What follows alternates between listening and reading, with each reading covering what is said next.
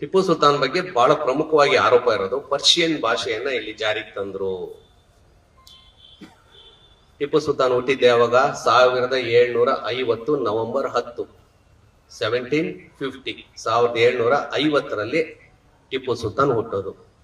ಇಲ್ಲಿ ಪರ್ಷಿಯನ್ ಆಳ್ವಿಕೆ ಯಾವಾಗಿತ್ತು? 1698ರಲ್ಲಿ. ಅಂದ್ರೆ ಟಿಪ್ಪು ಸುಲ್ತಾನ್ ಹುಟ್ಟೋದಕ್ಕಿಂತ 52 ವರ್ಷಗಳ ಹಿಂದೆನೇನೆ ಮೈಸೂರಿನ ಮಹಾರಾಜರು ಔರಂಗಜೇಬನ್ ಜೊತೆ ಒಂದು ಅಗ್ರಿಮೆಂಟ್ ಮಾಡ್ಕೊಂಡು ಬೆಂಗಳೂರನ್ನ ಖರೀದಿ ಮಾಡ್ತಾರೆ. ಆ ಬೆಂಗಳೂರನ್ನ ಖರೀದಿ ಮಾಡಿರೋ ಅಗ್ರಿಮೆಂಟ್ ಪರ್ಷಿಯನ್ ಭಾಷೆಯಲ್ಲಿದೆ. ಅಂದ್ರೆ ಇಲ್ಲಿ ಪರ್ಷಿಯನ್ ಭಾಷೆ ಆಡಳಿತದಲ್ಲಿ ಇತ್ತು. ಯಾವಾಗ? ಟಿಪ್ಪು ಸುಲ್ತಾನ್ ಹುಟ್ಟು 52 ವರ್ಷಗಳ ಮುಂಚಿತವಾಗಿಯೇ ಪರ್ಷಿಯನ್ ಭಾಷೆ ಇತ್ತು. ಆ ಪರ್ಷಿಯನ್ ಭಾಷೆನಲ್ಲಿ ಜಾರಿಗೆ ತಂದವ್ರು ಯಾರು? ಆ ಮೈಸೂರಿನ ಮಹಾರಾಜರು. ದಾಖಲೆ ಹೇಳುತ್ತೆ. ಬೈಯೋದಾದ್ರೆ ನಾವು ಮೈಸೂರು ಮಹಾರಾಜರು ಬೈಬೇಕು. ಬೈಯಕ್ ಸಾಧ್ಯನಾ? ತಗೊಂಡೋಗಿ ಟಿಪ್ಪು ಸುಲ್ತಾನ್ ಪರ್ಷಿಯನ್ ಭಾಷೆ ತಂದ್ರು ಅಂತ ಅಪಪ್ರಚಾರ ಮಾಡಿದ್ರು. ಅದಾದ್ಮೇಲೆ ಹೈದರಾಲಿ ಹೊರಟೋದ್ರು, ಟಿಪ್ಪು ಸುಲ್ತಾನು ಹೊರಟೋದ್ರು. ಮೈಸೂರಿನ ಮುಮ್ಮಡಿ ಕೃಷ್ಣರಾಜ ಒಡೆಯರ್ ಪಟ್ಟಕ್ಕೆ ಬಂದ್ರು. ಅವ್ರು ಯಾರು? ಹಿಂದೂ ರಾಜರು, ಕನ್ನಡಿಗರು.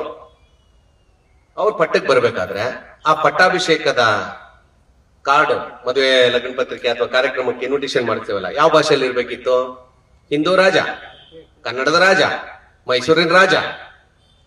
ಸಹಜವಾಗಿ ಕನ್ನಡದಲ್ಲಿ ಇರ್ಬೇಕು. ಇಲ್ವಾ ಇನ್ನೂ ಒಂದ್ ಹೆಜ್ಜೆ ಮುಂದೆ ಹೋದ್ರೆ ಸಂಸ್ಕೃತದಲ್ಲಾದ್ರೂ ಇರ್ಬೇಕು. ಈ ಎರಡೂ ಭಾಷೆಯಲ್ಲಿ ಇಲ್ಲ, ಪರ್ಷಿಯನ್ ಭಾಷೆಯಲ್ಲಿದೆ. ಅಂದ್ರೆ ಇದು ಏನ್ ತೋರಿಸುತ್ತೆ ಅಂದ್ರೆ, ಹೈದರಾಲಿ ಟಿಪ್ಪು ಸುಲ್ತಾನ್ಗಿಂತ ಮೊದಲು ಕೂಡ ಇಲ್ಲಿ ಪರ್ಷಿಯನ್ ಭಾಷೆ ಇತ್ತು.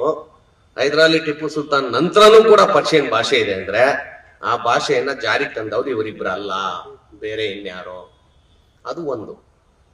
ಇನ್ನೊಂದು, ಹಲವಾರು ದೇವಾಲಯಗಳನ್ನ ಒಡೆದಾಕಿದ್ರು. ಬಹುಶಃ ದೇವನಹಳ್ಳಿಯಲ್ಲಿ ವೇಣುಗೋಪಾಲ ಸ್ವಾಮಿ ದೇವಸ್ಥಾನ, ವಿಜಯಪುರದಲ್ಲಿ ದೇವನಹಳ್ಳಿಯಲ್ಲಿ ಪಕ್ಕದಲ್ಲೇ ಟಿಪ್ಪು ಸುಲ್ತಾನ್ದು. ಬೆಂಗಳೂರಿನಲ್ಲಿ ಕೋಟೆ ವೆಂಕಟರಮಣ ಸ್ವಾಮಿ ದೇವಸ್ಥಾನ, ಪಕ್ಕದಲ್ಲೇ ಅರಮನೆ. ಬಳ್ಳಾರಿ ಅಲ್ಲಿ ಟಿಪ್ಪು ಸುಲ್ತಾನ್ದು ಒಂದು ಓದ್ ಕಡೆ ಎಲ್ಲ ಒಂದೊಂದು ಗೆಸ್ಟ್ ಹೌಸ್ ಅಂತ ಹೇಳ್ತೀವಲ್ಲ, ಆ ರೀತಿ ಕಟ್ಕೊಂಡಿದ್ರು. ಅಲ್ಲೇ ಪಕ್ಕದಲ್ಲೇ ಶ್ರೀರಾಮನ್ ದೇವಸ್ಥಾನ. ಇವ್ರು ಎಲ್ಲೆಲ್ಲಿ ಹೋಗ್ತಾರೆ ಅಲ್ಲಿ ಇವ್ರದೊಂದು ಅರಮನೆನೋ ಒಂದು ತಂಗುದಾಣನೋ ಪಕ್ಕದಲ್ಲೊಂದು ದೇವಸ್ಥಾನ ಇದ್ದೇ ಇದೆ, ಇವತ್ತಿಗೂ ಇದೆ. ಶೃಂಗೇರಿ ಮಠ 1791, 1791 ಅಲ್ಲಿಗೆ ಟಿಪ್ಪು ಸುಲ್ತಾನ್ ಪಟ್ಟಕ್ಕೆ ಬಂದು 9 ವರ್ಷ ಆಗಿರುತ್ತೆ. ಆ ಶೃಂಗೇರಿ ಮಠವನ್ನ ಪೂನಾದ ಪೇಶ್ವೆಗಳು ಅಂತ ಕರಿತೀವಿ. ಆ ಸೈನಿಕರು ಬಂದು, ಪೇಶ್ವೆಗಳು ಯಾರು? ಮುಸಲ್ಮಾನರಲ್ಲ. ಪೇಶ್ವೆಗಳು ಯಾರು? ಕ್ರಿಶ್ಚಿಯನ್ಸ್ ಅಲ್ಲ. ಪೇಶ್ವೆಗಳು ಶುದ್ಧ ಹಿಂದೂಗಳು. ಅವ್ರು ಬಂದು ಶೃಂಗೇರಿ ಮಠವನ್ನ ಲೂಟಿ ಮಾಡ್ತಾರೆ. ಈ ದಾಖಲೆ ಶೃಂಗೇರಿ ಮಠದಲ್ಲೇ ಇದೆ, ಹೊರಗಡೆ ಎಲ್ಲೂ ಬೇಕಾಗಿಲ್ಲ. ಶೃಂಗೇರಿ ಮಠದವರೇ ಪಬ್ಲಿಷ್ ಮಾಡಿದ್ದಾರೆ.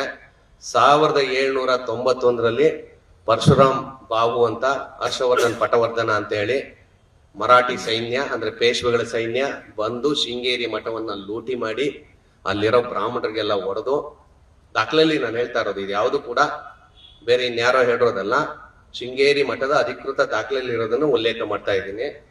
ಹೊಡೆದು ಅವ್ರನ್ನೆಲ್ಲ ಓಡಿಸಿ ಅಲ್ಲಿರೋ ಸಂಪತ್ತನ್ನ ಲೂಟಿ ಮಾಡಿದಾಗ ಆ ಶೃಂಗೇರಿ ಮಠಕ್ಕೆ ರಕ್ಷಣೆಯನ್ನ ಕೊಡು ಅಂತ ಹೇಳಿ ಟಿಪ್ಪು ಸುಲ್ತಾನ್ ಬಿದನೂರು ಅಂತ ಕರಿತೀವಿ, ಇವತ್ತಿನ ಸಾಗರ ಶಿವಮೊಗ್ಗದಲ್ಲಿ ಇದೆಯಲ್ಲ, ಅಲ್ಲಿನ ಅಸಫ್ ಅಂತ, ಅಲ್ಲಿನ ಪ್ರಾಂತ್ಯದ ಒಬ್ಬ DC ಅಂತ ಕರೆಯೋಣ, ಅವನಿಗೆ ಪತ್ರ ಬರೀತಾರೆ, ಮೊದಲು ನೀನು ಶೃಂಗೇರಿ ಮಠಕ್ಕೆ ರಕ್ಷಣೆ ಕೊಡು ಅಂತ. ಒಬ್ಬ ಮುಸ್ಲಿಂ ಅಸಫ್ ಹಿಂದೂ ಗುರುಗಳಿಗೆ ರಕ್ಷಣೆ ಕೊಡ್ತಾನೆ. ಶೃಂಗೇರಿ ಮಠದ ದಾಖಲೆಯಲ್ಲಿದೆ. ರಕ್ಷಣೆ ಕೊಟ್ಟ ಮೇಲೆ ಆ ಮರಾಠಿಯವರೆಲ್ಲ ಓಡೋಗ್ಬಿಡ್ತಾರೆ. ಆವಾಗ ಆ ಮಠ ಉಳಿಯುತ್ತೆ.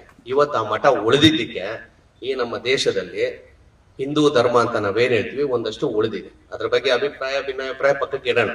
ಹಿಂದೂ ಒಳ್ಳೆಯವರ ಕೆಟ್ಟ ಅದೆಲ್ಲ ಅದು ಈ ವೇದಿಕೆ ಅಲ್ಲ. ಅವತ್ತು ಟಿಪ್ಪು ಸುಲ್ತಾನು ಹಿಂದೂ ಮರಾಠಿಯವರು ಅಥವಾ ಪೇಶ್ವೆಗಳು ಹಿಂದೂ ಮಠವನ್ನ ಲೂಟಿ ಮಾಡ್ತಿದ್ದಾರೆ, ಮಾಡ್ಕೊಂಡು ಹೋಗ್ಲಿ ನನಗೇನಾಗಬೇಕು ಅಂದ್ಬಿಟ್ಟು ಅವ್ರು ಯಾವ್ದೋ ಒಂದು ಕಾನ ಪೀನ ಮೋಜು ಉಡಾಣ ಅನ್ಕೊಂಡು ಇದ್ದಿದ್ರೆ ಶೃಂಗೇರಿ ಮಠ ಸರ್ವನಾಶ ಆಗ್ಬಿಟ್ರು. ಶೃಂಗೇರಿ ಮಠ ಇಲ್ಲದೆ ಹೋಗಿದ್ದಿದ್ರೆ ಈ ದೇಶದಲ್ಲಿ ಹಿಂದೂ ಪರಂಪರೆ ಅನ್ನೋದು ಇರ್ತಿರ್ಲಿಲ್ಲ. ಆ ಹಿಂದೂ ಪರಂಪರೆ ಅನ್ನೋದು ಇರ್ತಿರ್ಲಿಲ್ಲ ಅಂದಾಗ ಮೊನ್ನೆ ತಾನೇ ಮೈಸೂರಿನ ಅರಮನೆಗೆ ಶೃಂಗೇರಿ ಶ್ರೀಗಳು ಬಂದಿದ್ರು, ಸಾವಿರಾರು ಜನ ಮಹಿಳೆಯರು ಕೂತ್ಕೊಂಡು ಪ್ರಾರ್ಥನೆ ಮಾಡಿದ್ರು. ಆ ಘಟನೆನೂ ನಡೀತಾ ಇರಲಿಲ್ಲ. ಸೊ ಹೀಗಾಗಿ ಟಿಪ್ಪು ಸುಲ್ತಾನಿಂದ ಯಾವುದೇ ರೀತಿ ಅತಿರೇಕದ ವರ್ತನೆಗಳು ಎಲ್ಲೂ ನಡೆದಿಲ್ಲ, ದಾಖಲೆಗಳಿಲ್ಲ.